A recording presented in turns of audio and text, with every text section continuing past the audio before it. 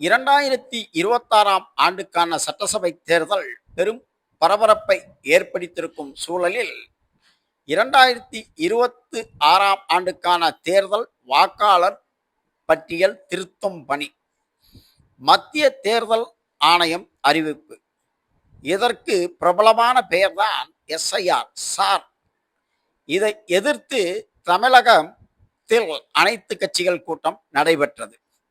பல்வேறு கருத்து மாறுபாடுகள் உள்ள சூழலில் 2026ஆம் ஆண்டுக்கான தமிழக சட்டசபை தேர்தலை நடத்த முதல் பெண்மணி அதிகாரியை இந்திய தேர்தல் ஆணையம் தமிழகத்தில் நியமித்துள்ளது. இவர் ஒரிஷா மாநிலத்தைச் சேர்ந்த அர்ச்சனா பட்நாயக்.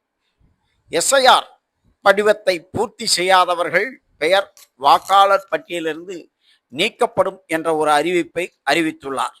எனவே வாக்காளர் பட்டியலில் திருத்தும் போது கொடுக்கப்படும் இந்த படிவத்தை பூர்த்தி செய்ய வேண்டியது கட்டாயமாகிறது.